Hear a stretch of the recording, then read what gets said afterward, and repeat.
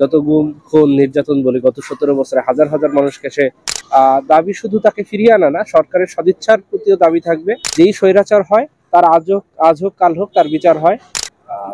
শেখ হাসিনা সহ আসাদুজ্জামান খান কামাল এদের যে ফাঁসির রায়, এই রায়ে আমরা সন্তুষ্ট।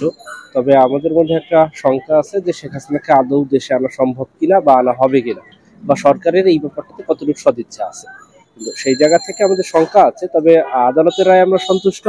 তবে একটা কথা থেকে যায় যে শেখ হাসিনা আসলে যত অপরাধ তার, যত গুম খুন নির্যাতন বলি গত 17 বছরে হাজার হাজার মানুষকে সে হত্যা করছে, গুম করছে, আহত নিহত।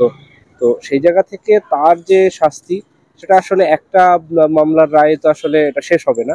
তো সেই জায়গা থেকে তারপরেও যেহেতু প্রথম রায়, এটা প্রথম বিচারের প্রথম রায়, সেক্ষেত্রে রায়ে আমরা সন্তুষ্ট।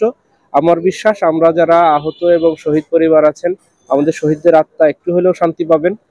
আর তাকে দেশে ফিরিয়ে আনাটা, যদিও এইরকম দৃষ্টান্ত আসলে খুব কম যে কোনো একটা দেশের স্বৈরাচার পালিয়ে যাওয়ার পরে তাকে দেশে ফিরিয়ে এনে একবার বিচারের মুখোমুখি করা বা বিচারের রায় বাস্তবায়ন করা, এইরকম দৃষ্টান্ত আসলে কম।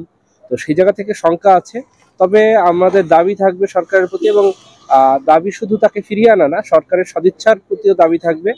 আর এটা যদি আমার বিশ্বাস সম্ভব, ভারতের সাথে আমাদের ভৌগোলিক অবস্থান যেমন, আমরা যদি সেভাবে আমাদের অবস্থানে জানান দিতে পারি, আমরা যদি সেভাবে জিওপলিটিক্সে প্রভাব বিস্তার করতে পারি, তাহলে তাকে ফিরিয়ে আনা সম্ভব।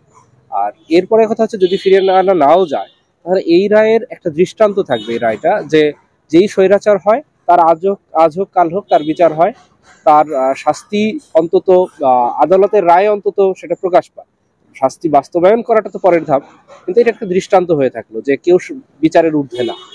এরপরে কথা হচ্ছে যে আমাদের দেশে আওয়ামী ফ্যাসিস্ট যে অরাজকতা, একটা অরাজক পরিস্থিতির সৃষ্টি করতে চাইতেছিল, সেই জায়গা থেকে আমাদের তাদের প্রতি একটা মেসেজ যে তোমাদের যে একেবারে রাজমাতা, তাকে আমরা ছেড়ে দেই নাই এবং সেও বিচারের মুখোমুখি।